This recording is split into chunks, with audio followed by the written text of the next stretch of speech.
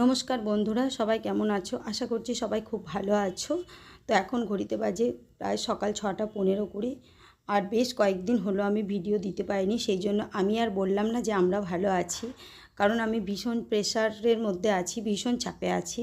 বুঝতেই পারছো, পুজো আর মাত্র হাতে গোনা কয়েকটা দিন।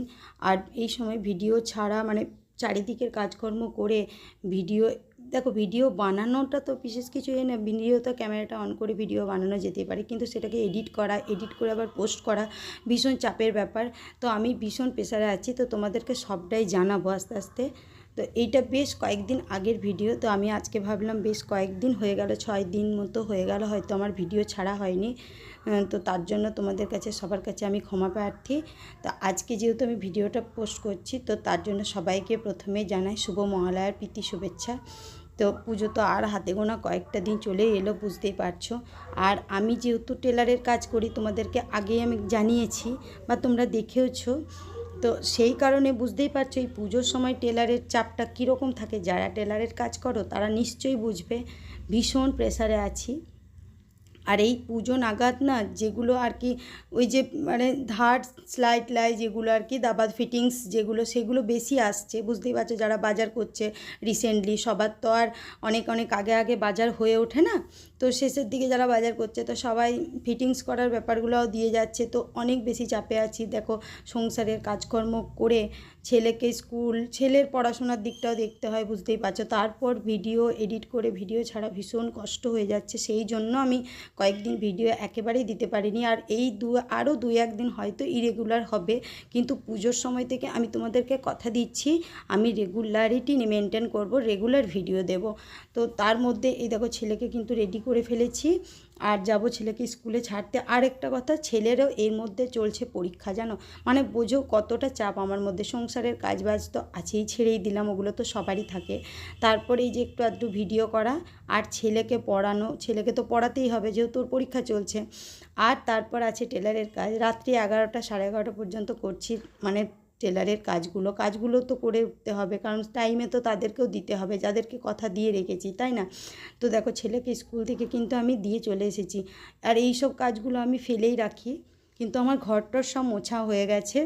রান্নাঘরের যাবতীয় যেসব কাজ থাকে সবই হয়ে গেছে, শুধু বিছানাটা তোলা হয়নি এই কারণে, কারণ ছেলে তো অনেকক্ষণ ঘুমাচ্ছিল। এবার ছেলেকে তোলার পর ওকে রেডি করে স্কুলে দিয়ে আসা না হয়ে ওঠা পর্যন্ত বিছানাটা গোছানো আমার হয় না। তো ওকে স্কুলে দিয়ে এসে বিছানাটা তাড়াতাড়ি করে গুছিয়ে নেব, তারপর করব স্নান। স্নান করে তারপর তো আছেই বাকি কাজকর্মগুলো। আর মশারিটা দেখছো আমার ভাঁজই করা যাচ্ছে না, আমি মশারি বেশ ভালো ভাঁজ করতে পারি না, তো সেই কারণে ডাব করে ওখানে রেখে দিলাম, পরে দেখা যাবে। আর মশারিটা বেশ নোংরাও হয়েছে, আশা করি তোমরা লক্ষ্য করলে, কারণ এখন আমার কাচারও সময় নেই, বুঝতেই পারছো। তো পুজোর আগেই এই 2-1টা দিনের মধ্যেই মশারিটা বেডশিটটা দুটোই কেচে কুচে দিয়ে যাব। আর পুজোতে তো আমি বাপের বাড়ি যাই, প্রত্যেক বছরই যাই, তো সেগুলো সব কেচে কুচে দিয়ে না গেলে না, এসে ওগুলো আবার কেমন একটা, একেই তো মানে বুঝতেই পারছো বৃষ্টি তো মানে টানা লেগেই আছে। আজকেই তো মুষলধারে একবার বৃষ্টি হয়ে গেল, আর বৃষ্টি তো কতদিনে থামাবে তার কোনো ঠিক। বিছানা গোছানো, ঘর ঝাড় দেওয়া, ঘর পরিষ্কার করা হয়ে গেছে আমার। এবার আমার কাচাকুচিগুলো আছে, সেগুলো একটু কাচাকুচি করে নেবো। আর স্নান করে তারপর রান্না চাপাবো। 8টা বেজে গেছে, তো ছেলের 8টা থেকেই পরীক্ষা, কিন্তু ইন করতে হবে 7:45-এ, তো সেই কারণে ওকে আগেই দিয়ে চলে এলাম ওকে স্কুলে। আর আমি এবার এই যে কাচাকুচি করে নিজের কাজগুলো করে নেবো, কারণ এসে ওর 10টায় ছুটি হয়ে যাবে, আবার এসে খাবার খাবে, তার আগে আমাকে খাবারটা রান্না করে নিতে হবে। তো চলো কাজগুলো করে নিই, তারপর দেখা হচ্ছে। কাচাকুচি করে স্নান করে ঠাকুরকে পুজো দিয়ে আর রান্নাটা একটু এগিয়ে আর কি, ছেলেকে যাতে এসে খেতে দিতে পারি, সেইটুকু করে আবার দেখো হন্তদন্ত হয়ে রেডি হয়ে গেছি, আবার ছেলেকে আনতে যেতে হবে। তো এর মাঝে আর ভিডিও করা হয়নি। এই দেখো আধা আধুরা করে সবজিগুলোকেও কেটে রেখেছি, কারণ সবজিটা পরে করলেও হবে, এসে আগে ছেলেকে খেতে দিতে হবে, কারণ প্রায় 10টা বাজে, ওর 10টার সময় ছুটি হয়ে যাবে, যেহেতু পরীক্ষা চলছে। এখন স্কুল চললে ওর 11টা 15-তে এরকম ছুটি হয়। আর ছেলেকে স্কুল থেকে নিয়ে এসে এই দেখো ও কিন্তু বাড়িতে খেলা করছে, একটু খেলুক, তারপর আবার বসাবো, কারণ পরীক্ষা চললেই যে সব সময় পড়াতে হবে তার তো কোনো মানে নেই। তা ওরও ধরো একটু বিরক্তি ব্যাপার আছে, তাই না?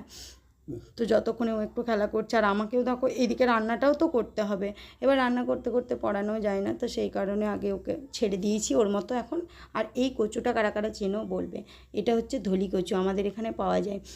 এখানে আমাদের ধলি কচুই নাম বলে কচুটা। আর ভীষণ ভালো কচুটা, এখানে বীরভূমের মানে বিখ্যাত কচুটা আর কি, শিবপুরের কচু এগুলো।